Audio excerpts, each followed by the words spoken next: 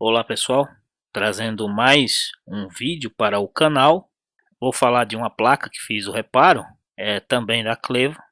É um serviço terceirizado, onde o cliente só me mandou a placa, né? Onde ele relatou que a placa não estava ligando. Coloquei a placa na bancada para fazer os testes e constatei que ao pressionar o botão de Start, a placa subia um consumo muito pequeno, que já vamos falar disso. Por que que eu resolvi colocar esse vídeo aqui, né? Esse defeito, raramente vocês vão se deparar com a causa desse defeito, né? Porque os defeitos em placas de notebook, eles são muito semelhantes, né? Ou a placa não liga, ou a placa liga e não dá vídeo, ou a placa liga e desliga, quer dizer, os sintomas, eles são muito semelhantes. O que diferencia é a causa, né? O causador do problema. Então eu resolvi fazer esse vídeo não pela causa, né? Porque eu acredito que o causador do defeito dessa placa vocês raramente vão se deparar na bancada de vocês. Mas a análise que fiz, eu acredito que vai ser muito útil, né? Vai ser um conteúdo riquíssimo para que vocês possam aí estar absorvendo mais conhecimentos. Então vamos para o esquema, né? Aqui é o esquema onde coloquei aqui na página do circuito de charger, né? Onde podemos ver aqui o conector que vem do jack, onde é conectado o carregador, o MOSFET de entrada, que a gente chama MOSFET de entrada. Essa placa ela só possui um MOSFET de entrada, né? Aqui nós temos o VIN, né? Muito conhecido. Comparando com as placas da Compal, esse aqui seria o B+, ok? Aqui nós temos o MOSFET de alta e o MOSFET de baixa do circuito que faz a carga da bateria. Aqui nós temos a bobina, né? E aqui nós temos o nosso MOSFET comutador. Tá? Então aqui seria basicamente o circuito principal de entrada aqui do carregador, né? Bom, o que estava acontecendo de fato, né, com essa placa? Quando eu conectava o carregador no mostrador da fonte, da assimétrica, ela se mostrava exatamente dessa forma aqui, tá? Mostrando aí um consumo de 1 miliamperes, né? Isto eu estou me referindo à corrente, tá? A assimétrica ela estava ajustada ali a 19,3 volts, tá? Então ela se mostrava na corrente um consumo de 1 miliamperes. Quando eu apertava o start da placa, ela fazia isso aqui, ó, subia para 3 miliamperes, praticamente nada. Só que com um detalhe, tá? Um detalhe, o LED acendia, tá? O LED acendia, ficava verde. E em pouco tempo ele apagava e ela voltava novamente para 1 miliamperes. Gente, por que eu estou falando isso? Porque é preciso, né? É preciso entender os sinais que a placa nos mostra, né? Por meio do que a placa me mostrou, né? Eu consegui interpretar o que ela quis me dizer. Aqui ela já me falou muita coisa. Primeiro, que ela tinha os 19 volts, tá? Ela tinha os 19 volts. Por que eu sei que ela tinha os 19 volts? Porque os 19 volts precisa chegar no CI PWM, que gera ali as tensões nas bobinas de 3 e 5 volts e as alimentações LDO. E com essa demonstração que a placa me deu do LED acender, ela me deu esse indicativo de que tinha os 19, de que tinha a tensão LDO que alimentava o Super I/O, tá? Que o Super I/O estava sendo alimentado e que o botão de power estava funcionando, o start estava funcionando. Então esses pontos eu só ia apenas, se caso eu tivesse que medir, eu ia medir apenas para me certificar que esses sinais estavam puros. Mas de qualquer forma eu tinha ali 19, eu tinha os 3.3 LDO. Como eu não tinha pulado ainda para o setor de 3 e 5 volts, ainda eu desconhecia como é que era o circuito, né? Então o primeiro ponto que eu fui medir na placa, a primeira tensão que eu fui medir depois de ter visto essa interpretação da placa, mesmo eu sabendo que ia estar presente, eu vim medir aqui, ó, o VIN. tá? Esse VIN você pode estar medindo ele, pessoal. Isso é uma dica, tá? Você pode estar medindo em qualquer MOSFET de alta. Por exemplo, ó, eu medi aqui no dreno do MOSFET de alta do circuito de carga, tá? Ele está ligado na mesma linha. Você pode estar medindo no dreno do VCore, do MOSFET de alta do VCore. Então, eu fui medir, eu tinha 19 volts. Eu tinha ali os 19 volts.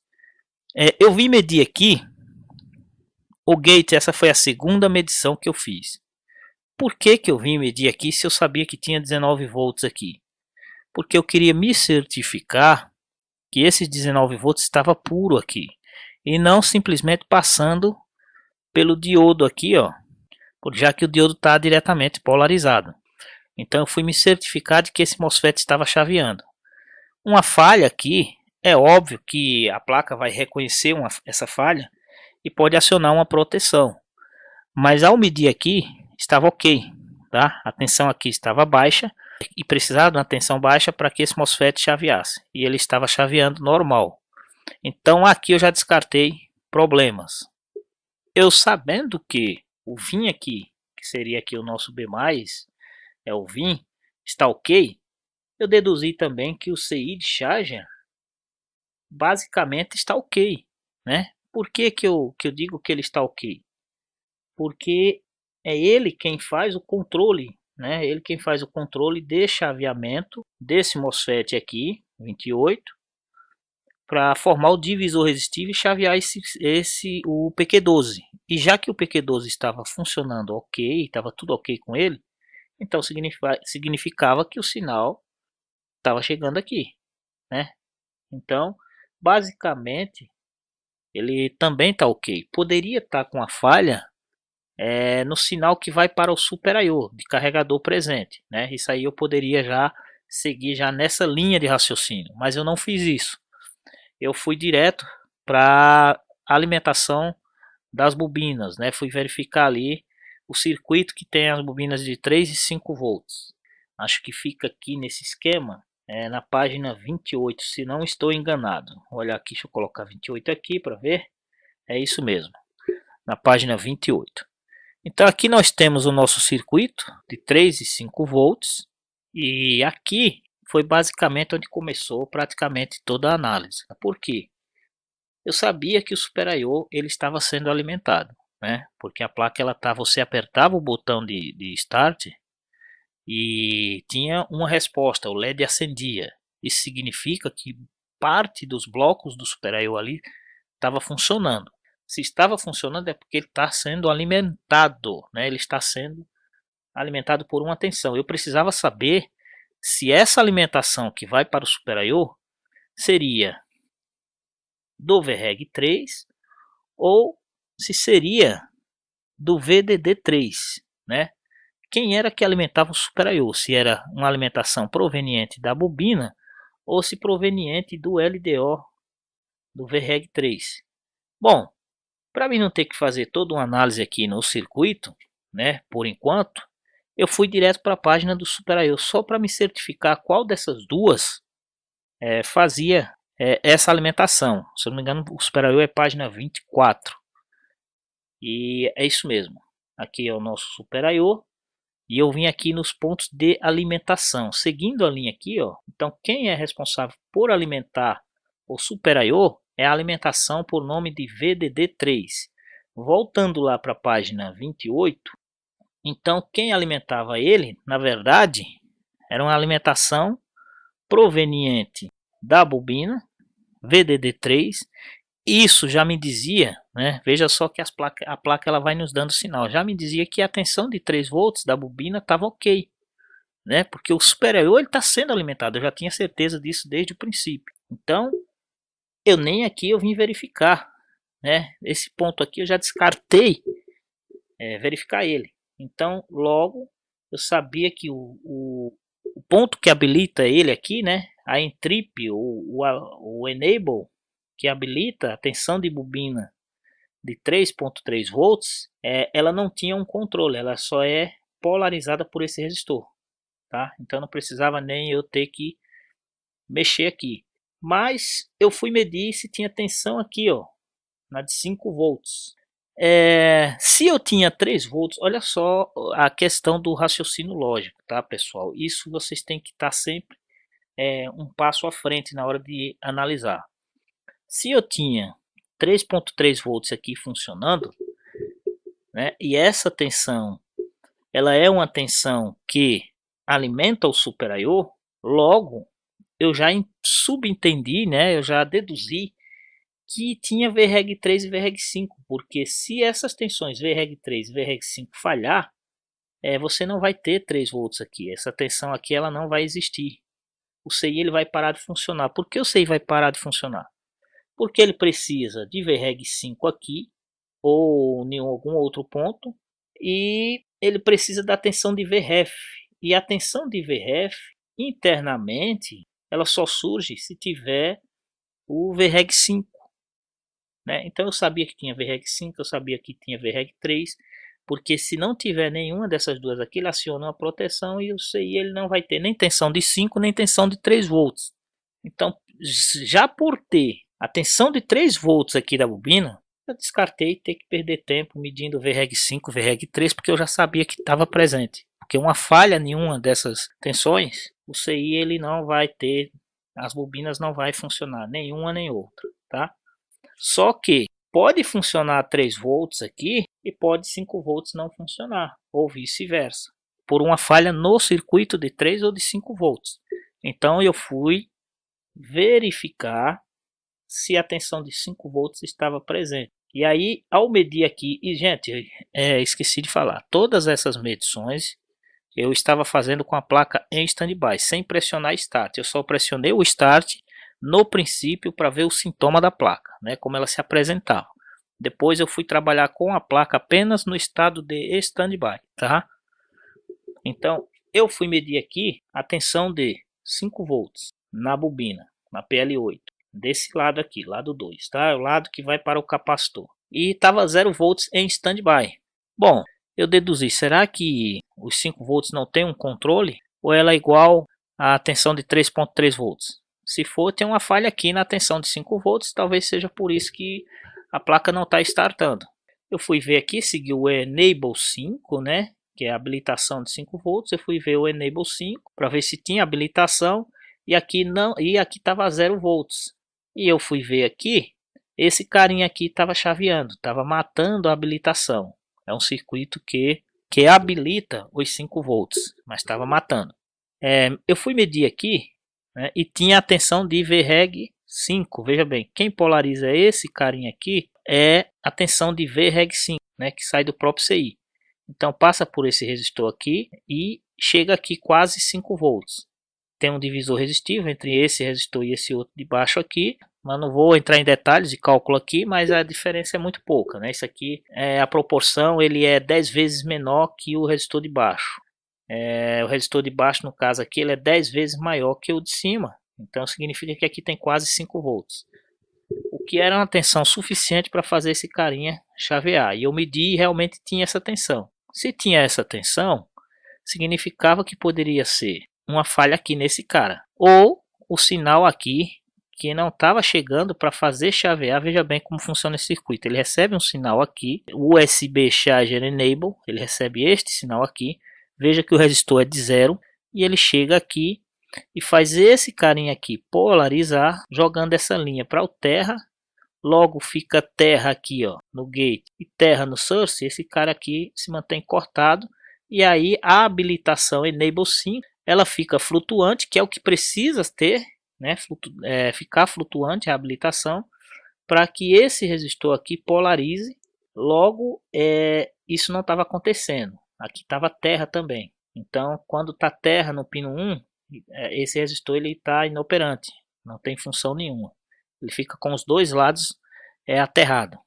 Esse sinal não estava chegando aqui. Aqui estava 0 volts. Eu medi aqui, ó, 0 volts. Eu digo, bom, então o problema está para trás. Mas eu fiz um jumper aqui. Eu deixei a ponta do multímetro conectado na bobina de 5 volts fixa aqui. Eu deixei a ponta fixa aqui e fiz um jumper aqui com a pinça, né? Juntei aqui, peguei a pinça e juntei, fiz um contato aqui. Quando eu fiz esse jumper aqui, apareceu os 5 volts aqui. Então o circuito aqui de 3 e 5 volts ele estava todo ok, não tinha defeito. Então eu fui partir para outro ponto, né, tentar achar a origem do problema. Então eu fui seguir este sinal aqui, ó. Aqui nós tínhamos o sinal de AC, está escrito ACIN, mas esse MOSFET aqui, PQ20, PQ4, aliás, ele não é presente na placa. Por que eu sei que ele não é presente? Ele não estava presente, não estava presente. Por causa do asterístico aqui, ó. Eu vou dar um zoom um pouco maior. Desculpa aí, gente, é porque eu estou no touchpad, aí não tenho muito controle aqui. Olha só, o asterístico. Então esse carinha não estava presente. Quem atuava, quem fazia essa função, né, de controle é esse cara aqui, o PQ8. Logo eu não tinha esse sinal aqui. Esse resistor também não era presente na placa, tá? Veja o asterístico aqui. Então eu fui seguir esse sinal. Esse sinal, USB Charge Enable, ele vem lá do Super I/O. Então eu resolvi seguir, né? Seguir esse sinal aqui, já que eu sabia que ele vinha do Super I/O. E ao seguir esse sinal, ele sai realmente é o Super I/O pino 93, quem habilita a bobina de 5 volts. Então é o Super I/O, ele precisa estar tudo ok, alimentação. Por que isso aqui é do Super I/O? Eu sei que é do Super I/O, eu vou diminuir aqui só para vocês verem que ele está dividido em dois pedaços, né? É tipo, cortaram ele aqui, colocaram o pedaço dele do lado, né? Então foi cortado aqui o pedaço e colocaram do lado aqui. Então é o pino 90, seria o pino 93. Então o Super I/O não estava mandando este sinal. Foi que eu pensei, pode ser uma proteção. Por que eu imaginei que poderia ser uma proteção? Porque o Super I/O ele estava recebendo a alimentação de 3.3 volts da bobina e parte dele, alguns blocos dele estava atuando, porque quando você apertava o start, ele acendia o LED. Eu sabia que o botão de start estava ok. Eu vou continuar seguindo esse sinal para vocês entenderem também. Ó, ele vem para aqui, ó, para o nosso P2808. Quem já trabalha nessa profissão sabe que esse P2808 é aquele seisinho do botão de start que gosta de estourar, que a gente burla ele com diodo. Tem uns que fazem jump direto, né? Faz aquele jumper direto do pino 1 para o pino 8, pino 2 para o pino 8. Eu não recomendo esse jumper, pessoal, porque olha só, o pino 1 ele vem da linha VA, o pino 2 ele vem da linha VIN. Então quando você faz um jumper do pino 1 para o pino 8 e do pino 2 para o pino 8, olha só, você está colocando um curto na linha VIN e a linha VA. Vamos lá para essa linha para você entender o que é que eu estou querendo mostrar para vocês. Acho que é a página 32, se eu não estou enganado, né? Isso mesmo, charge. Olha só, linha VIN e linha VA. Se você faz aquele jumper, aquele CI de starter, é um CIzinho 2808, que muitos conhecem ele. Aí você faz aquele jumper sem direto, muitos fazem isso. Você está fazendo isso aqui, ó. Você está ligando aqui, ó, o VA com o VIN. Você está pegando o VIN aqui, ó, lá. Lá você está fazendo essa ligação com o VA com o VIN. Você está automaticamente causando um curto aqui, ó, entre dreno e source. Você está chaveando aqui, colocando esse PQ12 em curto. O que é que acontece? Quando você faz isso, como esse circuito ele só tem um MOSFET de entrada, quando você causou aqui um curto, ó, quando você tira lá a tomada da energia, ou quando falta energia, por exemplo, e a tomada lá, mesmo estando conectado, mas faltou energia, quem entra em ação é a bateria do notebook, correto? Então aquela tensão da bateria do notebook ela vai retornar para dentro do carregador, porque a função desse PQ12 aqui é proteger exatamente isso. Quando você desconecta o carregador da tomada, tem muita gente que faz isso, tira lá o carregador da tomada e deixa ele conectado no notebook. Então quando você tira, aquela tensão, quem vai alimentar passa a ser o VIN aqui, é a tensão da bateria. E essa tensão da bateria, ela chega aqui, ó, ela é barrada. Primeiro que o MOSFET está cortado, segundo que o diodo está inversamente polarizado, então ela não passa. Então quando você faz aquela burlagem lá no CI, você está colocando um curto aqui, ó, e você está automaticamente tirando essa proteção. Aqui é uma falha, tá? Aqui é uma falha do esquema, essa linha aqui é direta. Então é isso, pessoal, que não deve ser feito. Vamos voltar lá para aquela página do CI, exato aqui, ó.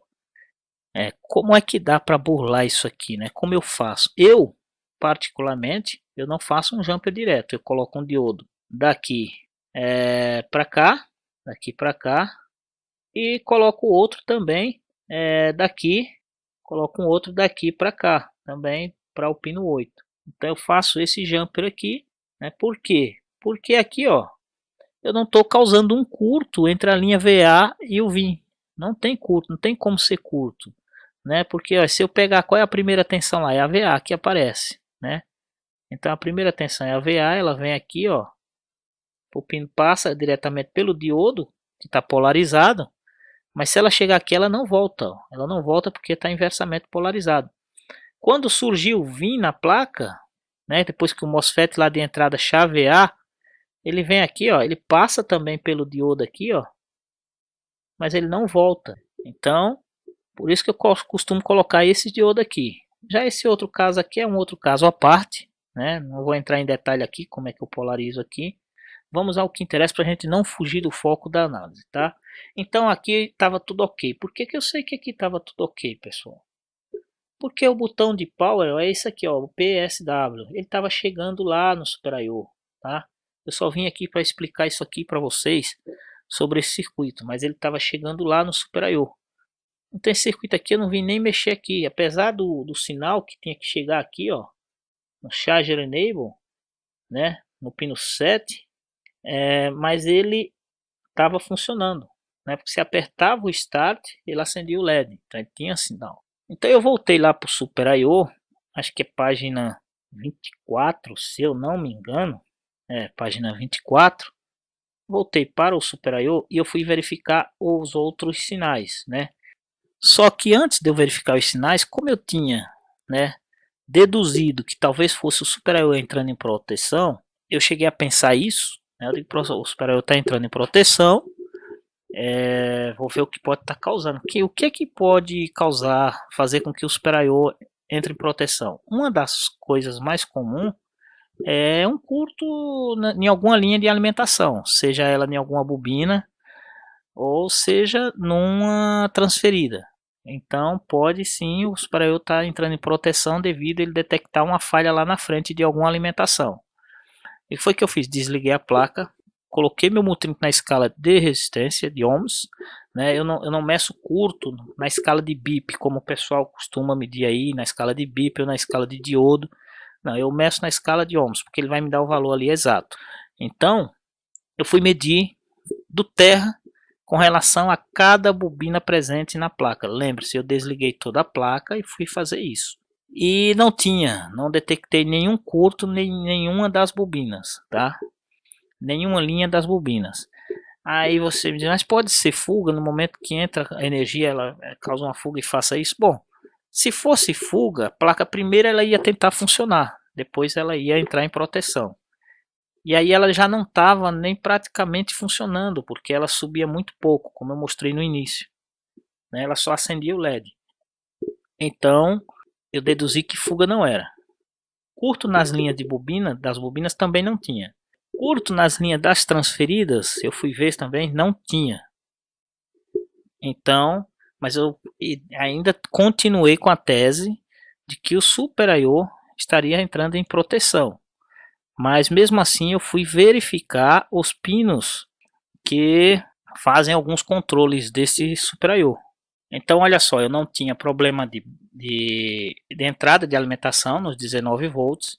Eu não tinha problema no controle lá do CI PWM de 3 e 5 volts. Apesar de não ter os 5 volts da bobina, mas eu sabia que aquele circuito estava todo ok. Eu não tinha problema de curto em nenhuma das linhas de bobinas que alimentam, ou seja, nas linhas de qualquer um dos PWMs eu não tinha problema de curto ali. Eu não tinha curto nos pontos transferidos, né? Eu tinha uma placa onde eu tinha um Super I/O alimentado, né? Eu tinha um Super I/O recebendo o comando de start, mesmo assim a placa não mostrava vida, né? Nenhum sinal de vida. Bom, desliguei novamente a placa, né? Mantive a placa desligada e fui medir com o multímetro ainda na escala de resistência, né? Peguei aqui um ponto desses capacitores e fui ver se tinha continuidade com cada um desses pinos aqui. Eu poderia, né, fazer continuidade na escala de BIP, mas como já está na escala de resistência e eu tenho uma certa prática, né, então eu cheguei a pensar, né, pode ser um desses pinos aqui que está rompido ou não está fazendo contato. Então eu medi do capacitor para cada pino, lembrando que eu meço sobre o pino, na parte superior do pino, porque se eu for medir embaixo, né, onde pega a trilha e o pino, às vezes está rompido ali, não está fazendo contato com a solda fria, oxidação, qualquer coisa desse tipo. E na hora que eu junto as pontas, ela faz esse contato. Então eu preferi medir em cima, né, na parte superior, no CI ali. Aí medi, todos fazendo contato, né, aqui também, todos fazendo contato. Então descartei o problema aqui. Então realmente, aqui eu confirmei que a tensão estava chegando no CI, em todos os pinos. Fui verificar aterramento, né? Eu fui verificar aterramento para ver se o CI estava sendo aterrado. São esses, era o pino 3 e esses pinos aqui, ó. Esses pinos aqui, todos eles. E estavam todos conduzindo ao terra, ok? Então eu tinha aí um CI que estava realmente sendo alimentado, mas tinha alguns blocos falhando. Um outro ponto que poderia ser, logo eu pensei também, né? Já que eu não tinha curto em nenhuma das linhas de alimentação, eu digo, não é alimentação falhando, o CI está alimentado, tem comando power, poderia ser aí o BIOS, né? Aí eu fui na BIOS, cheguei na BIOS e vou verificar o BIOS, vai ser o jeito. Então essa placa, se eu não me engano, ela usava duas BIOS, né? Acho que página 5, deixa eu dar uma olhada aqui se é isso mesmo, tá aqui, ó. Duas BIOS, né? Ela usava uma BIOS aqui, uma ME-ROM e uma BIOS-ROM. Eu resolvi fazer a gravação das duas, eu digo por quê? Para não dar conflito de comunicação, então eu já resolvi gravar as duas. Mas na verdade, se fosse BIOS, já vou logo esclarecer que não era BIOS. Eu fiz a gravação, mas não era BIOS. Mas se fosse, seria um problema em apenas uma delas. Mas mesmo sendo problema em apenas uma, correto é você fazer a gravação das duas para não haver falha de comunicação, de que elas quando essas BIOS elas começam a conversar ali com o Super I/O e com a PCH, ela gera um registro, né?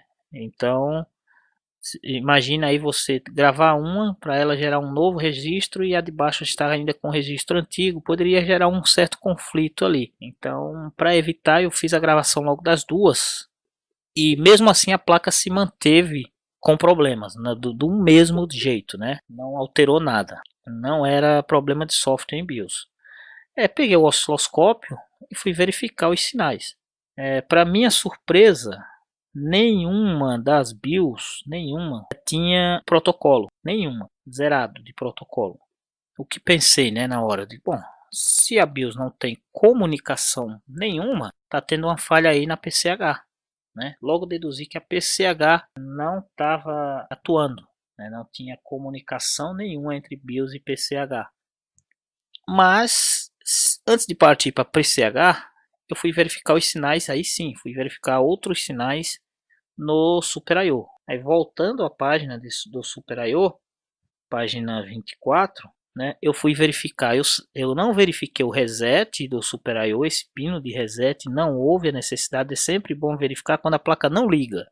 Agora é um pino que é muito raro dar problema, mas é bom verificar, né? Às vezes dá uma oxidação lá no resistor que habilita esse pino aqui, e se não tiver aqui a nível lógico alto, a placa não vai startar, o seal ele vai estar bloqueado completamente. Mas ele não estava bloqueado completamente, então eu descartei problema ali no pino 14.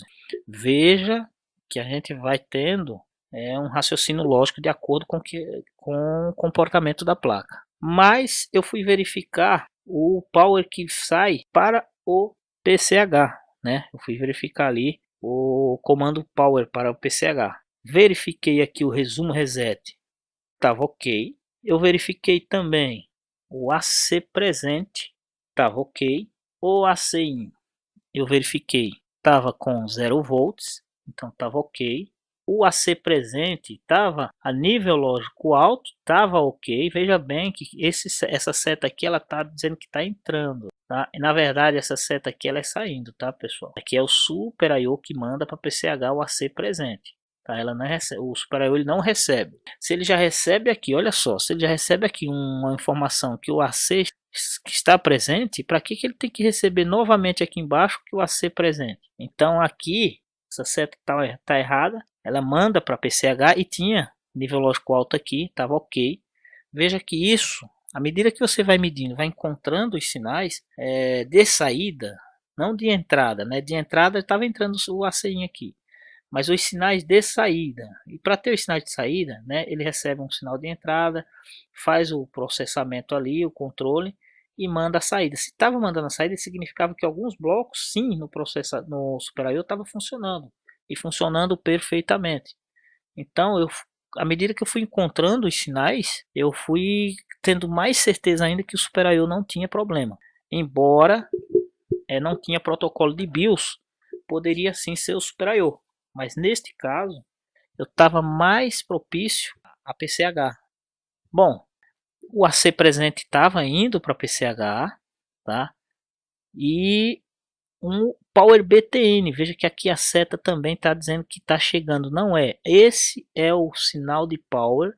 Quando você aperta o botão de Power, chega aqui ó, no Power SW, aqui, o comando que vem lá do CI que a gente falou agora há pouco, o 2808. E quando você dá o Power, ele tem que responder aqui. Ó. Ele também estava respondendo. Então, os sinais que tinha que ir para a PCH estavam indo. Olha só que interessante.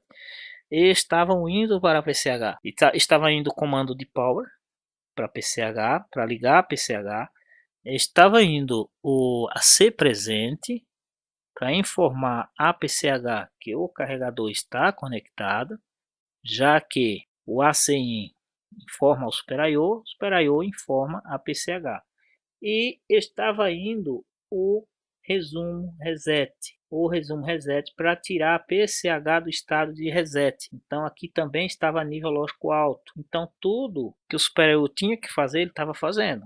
O lead, né, que seria ali aquela função lead, eu não fui nem verificar. Seria aqui esse pino 21. Eu poderia ter verificado aqui o pino 21, né, se estava nível lógico alto, mas eu sabia que estava nível lógico alto. Por quê? Porque o Super I/O estava funcionando tudo perfeitamente. A única falha estava na BIOS. Logo eu deduzi que não era o Super I/O que estava provocando aquela falha na BIOS. Não era problema de BIOS, porque o chip reconheceu normal, fez a gravação normal, então eu descartei ali um problema no chip, né? Poderia até ser um dos chips falhando, mas para não ter protocolo nenhum zerado, eu deduzi que era a PCH, um dos pinos da PCH, impedindo que esse protocolo fosse liberado, que tivesse essa comunicação. Quando esses sinais chegam na PCH, resumo reset, Power BTN, AC presente, tá? Quando os sinais começam a chegar na PCH, a PCH ela tem que mandar um sinal de volta, que são os SUSPs, né? Que são aqui o SUSB, SUSC aqui, ó, SUSC, SUSB, né? Tem que mandar estes sinais de volta. Não tinha estes sinais de volta, ou seja, estava chegando lá na PCH, mas aqui não tinha, tá? Aqui não tinha SUSP, não tinha SUSB, não tinha nada de SUSP. Aí é que o bicho pega, tá? Porque aí eu já tava para entregar os pontos, né? E condenar a PCH. Só que eu fui antes de fazer isso, eu fui verificar no bloco da PCH, né? Eu peguei aqui um dos sinais que leva, né, para o bloco da PCH para a gente ir direto para PCH. Tá aqui, ó, seria aqui Power BTN que o Super I/O estava mandando para cá. Seria aqui o AC presente. Aqui as setas estão certas, ó, entrando, né? Como é que estaria entrando lá no Super I/O e entrando aqui ao mesmo tempo? E resumo reset. Os três sinais estavam chegando aqui.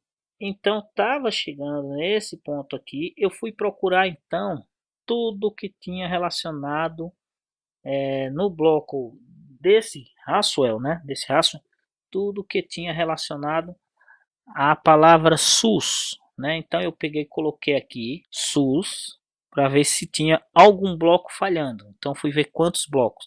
Aqui eu já sabia que ele estava recebendo os sinais, mas eu precisava ver se existia mais algum bloco. Veja bem, para que vocês possam entender, ele recebe aqui esses sinais, ó. Só que esses sinais internamente no chip vai passar por um bloco de controle para depois ele liberar aqui os slips, né? Slip S4, Slip S3, Slip SUS e etc. Vai liberar aqui os SUS, né? Os blocos suspensos. Então eu fui ver se tinha algum bloco de controle relacionado ao SUS, né? Suspenso. Então digitei SUS aqui e saí procurando até chegar onde eu queria. Ainda estou no mesmo bloco aqui. VCC SUS. Aqui tínhamos os blocos de alimentação, dos blocos de suspensão. Poderia sim ser aqui uma falha nenhuma dessas bobinas. Veja que nós temos uma bobina aqui, ó, e temos outra bobina aqui. Mas por enquanto, eu apenas demarquei. Eu digo, depois eu vou analisar, vou ver quantos blocos. Então aqui eu já considerei um bloco para ser analisado, né? Mas não já vinha analisado de cara. Eu fui ver se tinha mais alguma coisa. Então eu saí procurando. Tinha aqui mais um, ó. Tá vendo, ó? Mais um relacionado, uma bobina aqui. Poderia ser uma falha nenhuma dessas. Ou seja, por quê? Porque entra uma tensão always aqui, ó. Então desse outro lado tem que estar always. Se eu medir desse outro lado, eu já peguei placa, tá? Que tinha isso, acontecendo isso. A bobina aberta. Então, ó. Se ele não tivesse alimentação de SUS aqui, ela iria prejudicar sim blocos internos, funcionamento do bloco interno. E de cara eu já vi aqui, ó, SUS oscilador, ou seja, um oscilador, né, do bloco de suspenso, né? E aí eu fui, arrastei para cá, aí eu fui, né, analisar o que tinha nesse bloco aqui. O único componente que tinha nesse bloco oscilador era esse capacitor aqui. O resistor não estava presente, veja que tem um asterístico aqui. Ele não estava presente na placa, eu procurei, vi que só estava os pads lá, né? Tava a nomenclatura R47 e só estava os pads, o resistor não era presente. A única coisa que tinha era esse capacitor. Desliguei toda a placa, tá? Tirei toda a alimentação da placa, alimentação do CMOS, tirei toda a alimentação que pudesse ter na placa. Coloquei o multímetro na escala de resistência e fui medir aqui no capacitor, né? Uma ponta aqui e a outra ponta aqui que vai ao terra. Bom, o multímetro ele ficou oscilando. Ora dava 15 ohms, ora dava 1K, 15K, voltava para 600, 300 ohms, ficava aquela oscilação. Aí você fica pensando, mas se é um bloco oscilador, né? Por isso que estava oscilando. Eu não estava medindo, gente, não tinha alimentação nenhuma na placa, eu não estava medindo oscilação, eu estava medindo resistência. Eu estava na escala de resistência, estava na escala de ohms, medindo o capacitor, se existia um curto aqui nesse capacitor, né? Foi a única coisa que eu resolvi medir. E estava oscilando, não existe. Como é que um circuito ele vai oscilar um determinado ponto se não existe alimentação? Quando você tirou, eu tinha tirado a alimentação da assimétrica, ou seja, os 19 volts não existia, bateria não estava conectado, CMOS não estava conectado, não tinha tensão nenhuma. O multímetro que eu estava usando era um multímetro digital. Na ponta do multímetro digital, na escala de ohms, não tem tensão, tá? Não tem aquela tensão alta, como tem aquela tensão de 3 volts, como tem nos multímetros analógicos. Na escala de resistência, você vai encontrar tensão nos multímetros digital, na escala de BIP, na escala de diodo, mas na escala de ohms, tá? Você não tem essa tensão. Então não tinha como esse capacitor ou essa linha ficar oscilando. E mesmo que tivesse tensão nas pontas, não é por esse ponto aqui que vai funcionar o circuito oscilador. Esse capacitor aqui ele só está polarizando determinado ponto específico nesse bloco oscilador. Bom, desconfiei disso aí. Eu desconfiei desse capacitor. Eu olhei para ele, ele não parecia danificado, rachado, cor diferente. Parecia um capacitor normal. Então o que eu fiz? Eu soltei o capacitor, vamos imaginar aqui o capacitor, né? Eu soltei o capacitor e só desloquei ele, deixei ele preso aqui, ó, de um lado dos pads. O outro lado ficou aberto, não fez contato para cá. Por que eu deixei ele fixo só apenas um lado aqui, ó? Eu peguei aqui e deixei fixo aqui, ó, soldei aqui, fixo apenas um lado, para não perder o capacitor, que ele era muito pequeno. Então, e ficar fácil de medir. Então, quando eu soltei, aí eu fui medir o capacitor. Soltei e fui medir na mesma escala do multímetro e na escala de ohms. Quando eu colocava a ponta em paralelo com o capacitor, ele ficava oscilando. Quando eu pressionava, né, jogava uma certa pressão nas pontas sobre o capacitor, essa resistência ela baixava de valor. Ela ia baixando. Quanto mais forte a pressão, mais ela baixava de valor. Quanto menos pressão, esse valor ele subia. Ia para 600, 1K, 1K5, 10K, né? Quando você pressionava, ele baixava bruscamente, como quase um curto. Então o capacitor não estava prestando. Mas eu medi os pads, né? Já sabia que o capacitor estava ruim, mas resolvi mesmo assim medir os pads. Quando eu medi os pads, o multímetro foi lá para a escala de mega ohms e se estabilizou. Se eu não lembro bem o valor, mas não sei se foi 6 e alguma coisa, 6 mega e alguma coisa, mas estabilizado aquele valor fixo. Então era o capacitor. Quando eu troquei o capacitor, a placa funcionou normalmente. Gente, nunca tinha pego um defeito desse aqui, tá? Eu jamais imaginaria esse capacitor fazendo isso aqui. Então, o que era que esse capacitor estava fazendo? Esse bloco é um bloco oscilador que faz o controle, né? Que controla aí as linhas SUSP, que vai lá para o Super I/O para a placa startar, né? Para a placa dar sequência de start, né? Porque na verdade o Super I/O estava fazendo o papel de start. Você apertava o botão, ele respondia. Só que ele só estava funcionando o setor de LED, o restante estava tudo morto.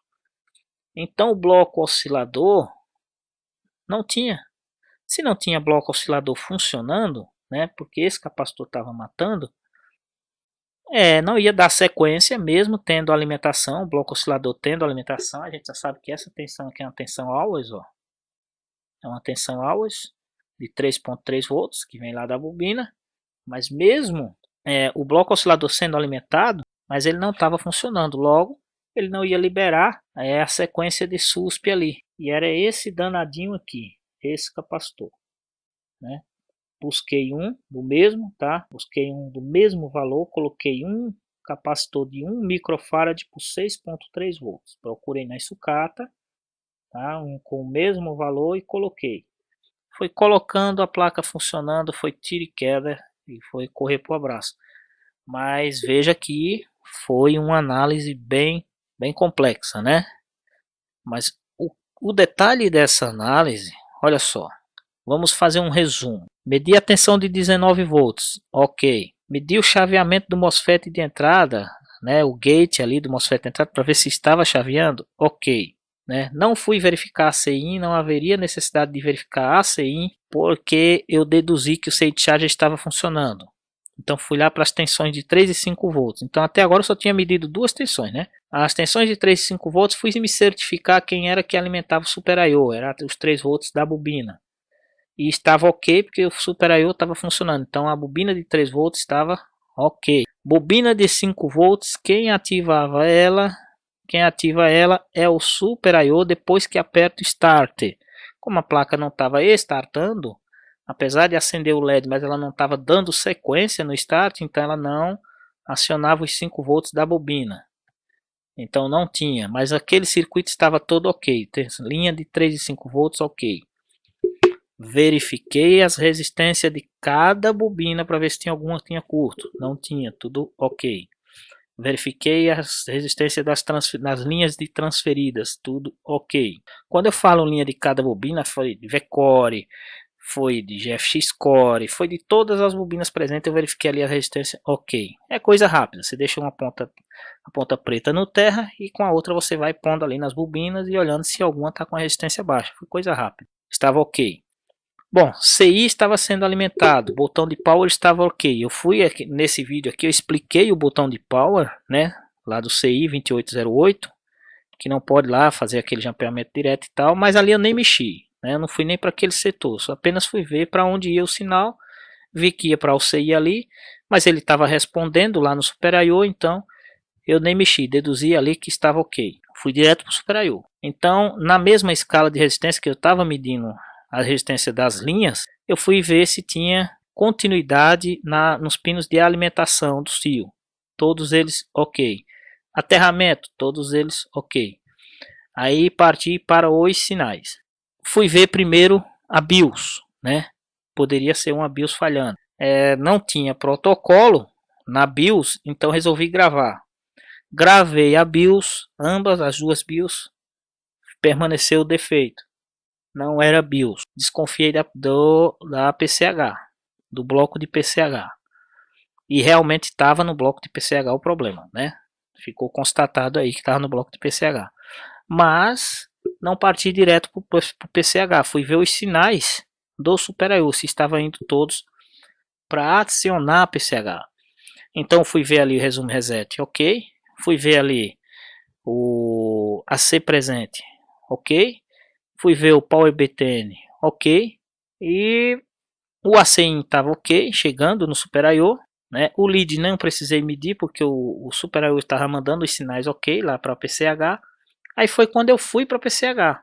Bom, se na PCH estava chegando todos os sinais e os blocos de SUSP não estava retornando SUSP, fui ver os pinos de SUSP, não estava retornando nenhum. Eu verifiquei direto mesmo lá no Super I/O antes de ir para a PCH. Né? Eu vou ver se está chegando os sinais de SUSP na hora que aperto o Start. Sinais de SUSP é na hora que aperto o Start. Eu apertava o Start e subia ali para 3, mas nada de SUSP, não tinha sinal nenhum de SUSP. Resolvi ver se tinha algum bloco que fazia algum controle, um bloco externo, né? Um bloco ali que tinha algum controle externo. E para minha surpresa, achei esse bloco oscilador, né? E achei os blocos de alimentação da linha de SUSP, que seria um aqui e outro que demarquei, parece que foi aqui, se eu não me engano.